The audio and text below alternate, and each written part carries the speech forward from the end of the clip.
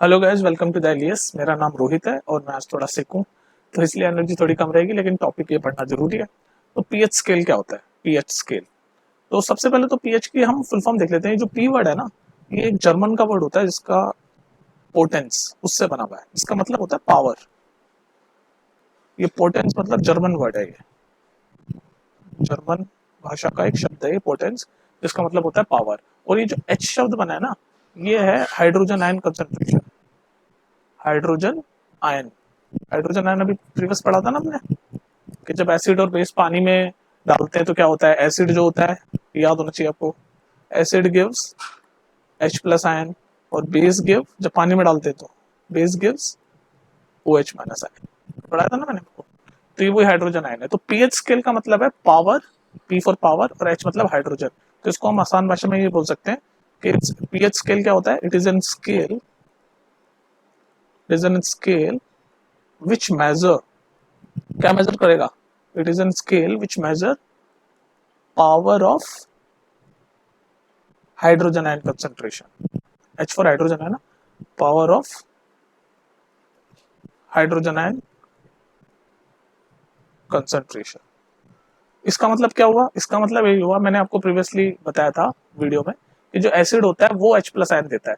तो जितना ज्यादा कोई सब्सटेंस एसिडिक होगा, जितना ज्यादा कोई सब्सटेंस एसिडिक होगा, तो उसकी जो पीएच वैल्यू है वो 7 से कम होगी। 7, ये एक ऐसे स्केल है ना, ये तो ऐसे स्केल बना हुआ होगा। मान लो बीच में आपका जो जीरो वैल्यू होगी, सॉरी, 0 से 7 का स्केल, 0 से 14 तक का स्केल होगा ये, 0 से 14 तक का स्केल होगा। और जो बीच वाली वैल्यू है ना, 0 और 14 के बीच में क्या होगा? 7 होगा। तो इस 7 पे जो पीएच स्केल की वैल्यू आएगी, इसका मतलब वो सब्सटेंस न्यूट्रल है। न्यूट्रल मतलब ना तो पूरा एसिडिक है ना बेस है, न्यूट्रल है। और 7 से जो कम आएगी उसको हम बोलेंगे, जो भी पीएच वैल्यू 7 से कम आएगी वो सारे सब्सटेंस होंगे एसिडिक। और जो भी पीएच वैल्यू 7 से ज्यादा आएगी वो होंगे सारे बेसिक। तो ये ऐसा स्केल है, ये पीएच स्केल। ये मेजर करता है आपका एसिडिक है कि बेसिक है। ठीक है, यहां तक समझ आ गया आपको। और इसकी फॉर्मल डेफिनेशन ये है, फॉर्मल, कि pH scale which measure power of hydrogen ion concentration. Hydrogen ion, ये एच जो है वो हाइड्रोजन आयन से है। ठीक है। बाकी जो हम स्केल की तरह इसको देखते हैं वो ऐसे देखते हैं कि 0 से 14 तक की एक लिमिट है इसकी। ऐसे एक स्केल है, मान लो, विजुलाइज करो। ये बीच में आपका जीरो, सॉरी, बीच में आपका 7, 0 से शुरू हुआ और 14 तक। तो जैसे कि मैंने बताया, 7 से कम वाले सारे एसिडिक होते हैं, 7 से ज्यादा वाले सारे बेसिक होते हैं। तो हर जो हमारी लाइफ में जो चीजें हैं, एवरीडे लाइफ में हमारी जो हम जो चीजें देखते हैं, चाहे वो प्लांट्स हो गए, हम एनिमल्स हो गए, उन सबके कोई ना कोई पीएच वैल्यू होती है। एसिडिक होंगे या बेसिक होंगे, उन सबकी क्या होती है? पीएच वैल्यू होती है। ठीक है। तो वही सब पीएच वैल्यू जो एवरीडे लाइफ में हमारे आसपास चीजें हैं, उनकी पीएच वैल्यू हम देखेंगे और उनकी इंपॉर्टेंस देखेंगे। ठीक है, पीएच समझ आ गया? पीएच एक स्केल है जो कि आपको बताता है सब्सटेंस एसिडिक है या बेसिक है। तो हम इसको ऐसे भी लिख सकते हैं, एक और चीज लिख देता हूँ, कि जिन भी चीजों की, जिन भी सब्सटेंस की पीएच वैल्यू 7 से कम है, यानी ये वाला एरिया है, तो वो सारे एसिडिक है। और जिसकी पीएच वैल्यू 7 से ज्यादा है, यानी ये वाला एरिया, तो वो सारे बेसिक है। और जिनकी पीएच वैल्यू एग्जैक्ट 7 है, यानी बीच वाला एरिया, ये है न्यूट्रल। तो ये था पूरा पीएच का खेल। अब हम देख लेते हैं importance of pH in our everyday life. हमारी एवरीडे लाइफ में जो चीजें हैं उसमें पीएच की क्या वैल्यू है, क्या इंपॉर्टेंस है। ठीक है। अच्छा, इस स्केल से एक चीज और आपको समझ आ रही होगी कि देखो, जो 7 से नीचे वाले हैं वो सारे एसिडिक है, 7 से बड़े वाले जिनकी पीएच वैल्यू 7 से ज्यादा है वो बेसिक है, और जिनकी पीएच वैल्यू एग्जैक्ट 7 है वो न्यूट्रल है। अभी मैंने आपको एक चीज बताई कि पीएच क्या होता है, हाइड्रोजन आयन कंसंट्रेशन को मेजर करता है। और हमें पता है जो एसिडिक, हमने प्रीवियस वीडियोस में देखा है कि एसिड जो होता है वो जब पानी में मिलाते हैं तो वो H प्लस आयन देता है। तो इसका मतलब जो एसिडिक होंगे उन सबका H प्लस आयन ज्यादा होगा। भाई एसिड भी देता है H प्लस आयन, तो इसका मतलब 7 से जैसे जैसे H प्लस आयन की कंसंट्रेशन बढ़ेगी, ये कई बार पूछ लेता है, तो H प्लस आयन की कंसंट्रेशन बढ़ेगी तो आपकी पीएच वैल्यू घटेगी, क्योंकि जो घटे हुए वाले हैं वही एसिडिक है ना। तो इसका मतलब H प्लस, अगर H प्लस आयन की कंसंट्रेशन बढ़ेगी तो पीएच वैल्यू घटेगी, और H प्लस आयन की कंसंट्रेशन घटेगी यानी कि बेसिक होता जा रहा है वो, तो इसका मतलब पीएच वैल्यू बढ़ेगी, क्योंकि बड़े 7 से बड़े वाले बेसिक होते हैं। तो कई बार इस फॉर्म में भी आपसे 1 मार्क क्वेश्चन पूछ लेता है। ठीक है, तो ये बताना जरूरी था। तो जैसे कि मैंने बताया, हर आसपास की चीजों की कुछ ना कुछ पीएच वैल्यू होगी। जो कि वो बताएंगे, और उसी में उन्हीं एक रेंज में वो सर्वाइव करेंगे। जस्ट फॉर एग्जांपल, अगर मैं पहला एग्जांपल लूँ, plants and animals. Plants and animals जो होते हैं हमारे जानवर या पेड़ पौधे, वो है ना, आपकी एक पीएच वैल्यू है जो कि 7 से लेके 7.8 तक ही सरवाइव कर सकते हैं। तो अगर प्लांट्स एंड एनिमल्स की हम बात करें तो ये स्पेसिफिक पीएच वैल्यू होनी चाहिए 7 से 7.8 के बीच में, यानी कि न्यूट्रल, 7 न्यूट्रल है और 7 से ऊपर जाने वाले बेसिक, मतलब neutral to weak basic. Weak basic क्यों बोल रहा हूँ, क्योंकि 7 के आसपास ही है, अगर जितनी ज्यादा बड़ा वैल्यू होती जाएगी उतना ज्यादा बेसिक होता जाएगा। वीक बेसिक वाले पीएच वैल्यू में ही ये सरवाइव करेंगे जो प्लांट्स एंड एनिमल्स हैं। जैसे फॉर एग्जांपल जो हमारी रेन होती है ना, रेन की जो पीएच वैल्यू है ना, अगर वो 5.6 से नीचे चली जाए, 5.6 से रेन की पीएच वैल्यू अगर नीचे चली जाए तो इसका मतलब वो एसिडिक रेन हो रही है। इसका मतलब वो जो रेन है वो एसिडिक हो रही है। समझ रहे हो मेरी बात? तो वो उसको हम क्या बोलते हैं, एसिड रेन बोलते हैं।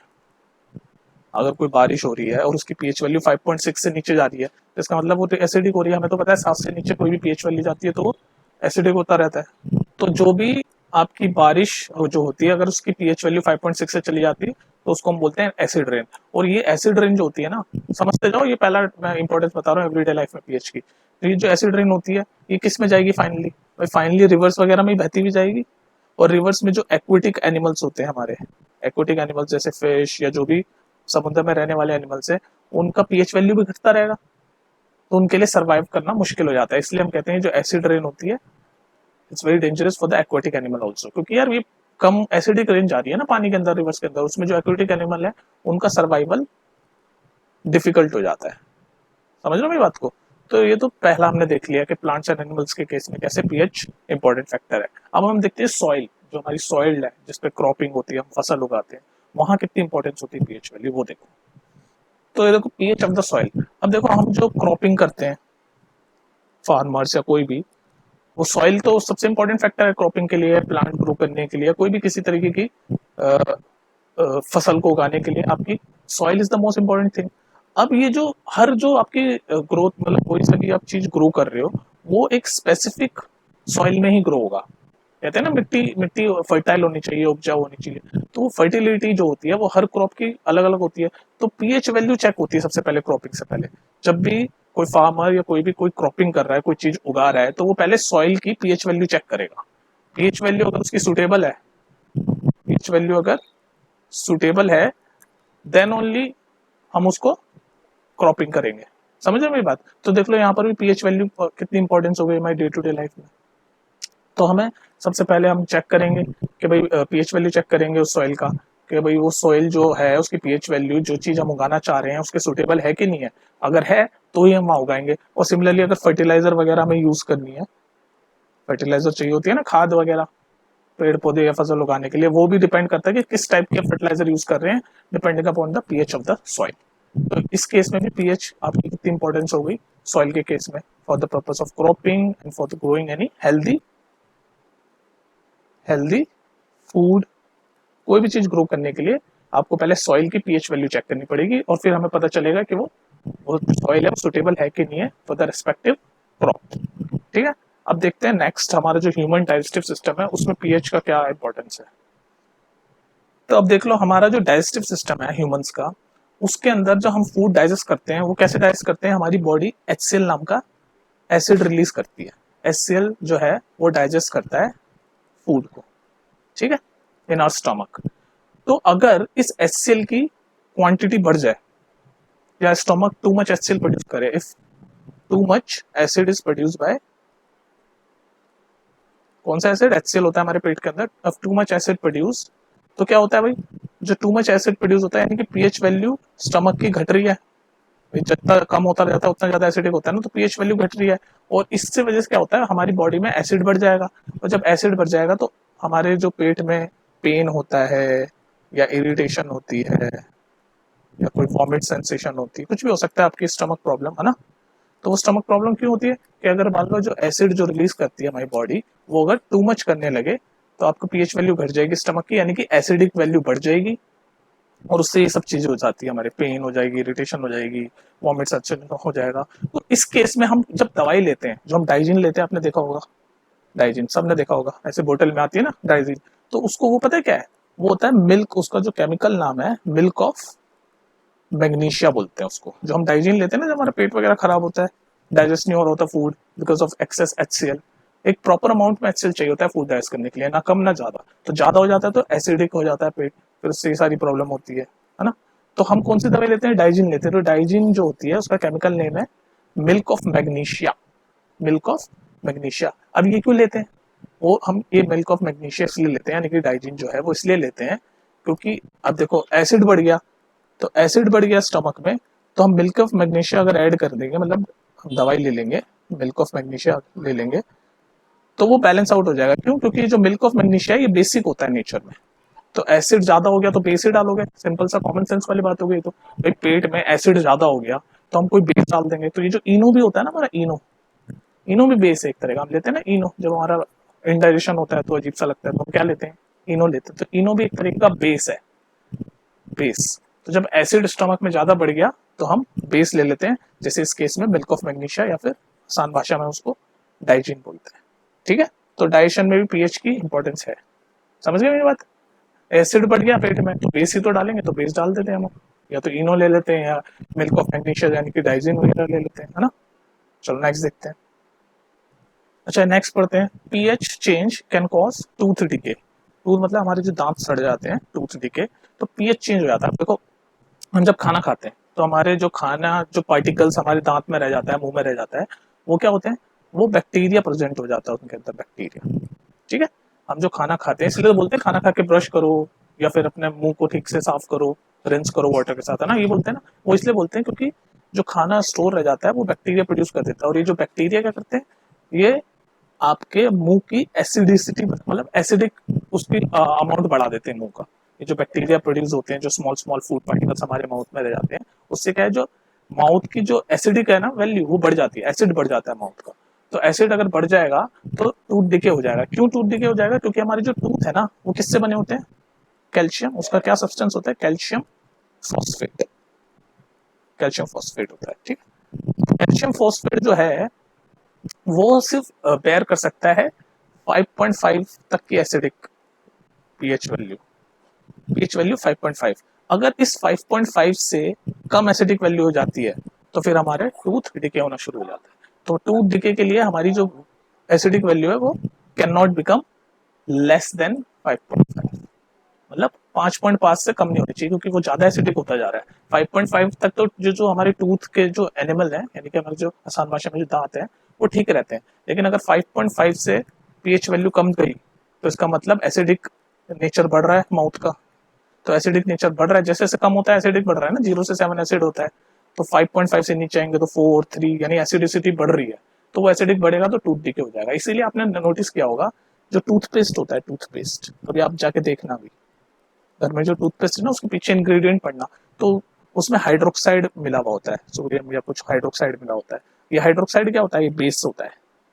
तो इसीलिए तो जब हम हमारे माउथ को जब बेस एसिड बढ़ गया तो हम क्या डालेंगे, बेस ही डालेंगे। तो जो टूथपेस्ट होता है ये बेसिक नेचर में होता है, तो ये बेसिक नेचर इस एसिडिक नेचर को न्यूट्रलाइज कर देता है, और हमें जितना पीएच वैल्यू चाहिए होती है माउथ को, हेल्दी माउथ के लिए, उतनी ही मिली बनी रहती है, क्योंकि अगर कम हो जाएगी तो एसिडिक हो जाएगा। तो इसलिए जो टूथपेस्ट वगैरह हम यूज करते हैं उसके अंदर हाइड्रोक्साइड मिले होते हैं अलग अलग टाइप के, जो कि बेसिक होते हैं नेचर में, ये बैलेंस करने के लिए एसिडिसिटी। ठीक है, तो यहाँ पर भी पीएच वैल्यू की इंपॉर्टेंस आपने देखी ली। चलो और देखते हैं कुछ, सेल्फ डिफेंस बाय एनिमल्स। इस वाले में क्या बताना चाह रहा हूँ मैं आपका, देखो आपने देखा होगा मधुमक्खी, हनी बी होती है ना, हनी बी अगर आपको बाइट कर ले, हनी बी डंक मार दे, आसान भाषा में बाइट कर ले अगर आपको, या फिर एंट अगर आपको डंक मार ले, तो एकदम आपको स्किन में एकदम पेन शुरू होगा, इरिटेशन शुरू होगी, स्किन पेन, है ना, इरिटेशन। जो लोग एक आध बार मधुमक्खी से, होपफुली नहीं, कोई भी नहीं होगा, लेकिन अगर कटे हुए होंगे उनको पता होगा कितनी इरिटेशन होती है, सूज तक जाता है मुंह, है ना, स्किन पेन होने लगता है। ये पता है क्यों होता है, क्योंकि जो हनी बी या एंट या कोई भी जो आपको बाइट करते हैं ना, ये एक्चुअली आपके अंदर एसिड डाल देते हैं, एसिड, डंक जिसको बोलते हैं ना आसान भाषा में, डंक डंक मार दिया, तो बेसिकली एसिड आपकी स्किन के अंदर डाल देते हैं। तो ये जो एसिड होता है उसी की वजह से स्किन का पेन होता है या इरिटेशन होती है, वो ये जो एसिड इन्होंने डाला है, इंसेक्ट या कोई किसी ने भी, उसकी वजह से एसिडिक वैल्यू आपकी बढ़ गई। इसीलिए क्या कहते हैं, जब आपको मधुमक्खी काटे या एंट काटे तो आपको क्या करना चाहिए, आपको तुरंत बेकिंग सोडा लगा लेना चाहिए स्किन पे, बेकिंग सोडा। अब मैंने क्यों क्यों बोला बेकिंग सोडा, क्योंकि बेकिंग सोडा एक बेस है भाई। जब आपके स्किन के अंदर उन्होंने एसिड डाल दिया, डंक मार दिया, तो उसका मतलब आप उसके ऊपर बेस लगा लो, ताकि एसिड प्लस बेस मिलके न्यूट्रलाइज हो जाए और आपको रिलीफ मिल जाए स्किन पे।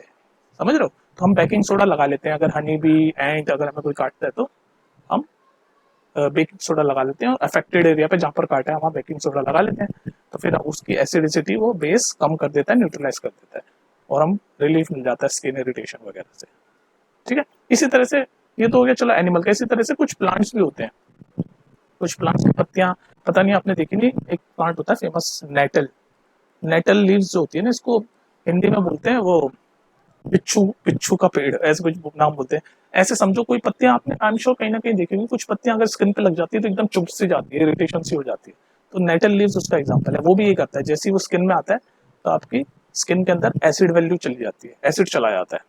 तो उसकी वजह से क्या होता है, ये जो नेटल लीव्स है बेसिकली एसिड जो रिलीज करती है उसका नाम होता है मीथेनोइक एसिड। तो ये मीथेनोइक एसिड आपकी स्किन में चला जाता है, तो फिर आपको वही काम करना है, या तो उसको रब कर लो, ठीक है, और रब करो, नहीं तो कोई ना कोई टाइप का बेकिंग सोडा लगा लो, ताकि ये जो एसिडिक वैल्यू है और ये बेकिंग सोडा बेस है, ये दोनों आपस में न्यूट्रलाइज कर दें। ठीक है, या तो बेकिंग सोडा लगा लो, या फिर एक और चीज होती है, एक होता है डॉक प्लांट। तो डॉक प्लांट जो होता है ना, उसकी जो लीव्स होती है वो बेसिक होती है नेचर में। तो अगर उसको भी हम रब कर लें ना, तो भी हमें जो एसिड डाला है इस मेटल लीव्स ने, उससे रिलीज मिल जाएगा। तो ये सब था हमारा डे टू डे लाइफ में पीएच की इंपॉर्टेंस, और ये बहुत इंपॉर्टेंट वीडियो है, इस पे क्वेश्चन आते हैं भर भर के, पीएच की importance in our day to day life. ठीक है, तो ये सब देख लो, वीडियो लंबी हो रही है, आराम से सुन लेना, सब कुछ एक्सप्लेन किया है। ठीक है, फिर मिलते हैं नेक्स्ट वीडियो में। Take care, bye bye.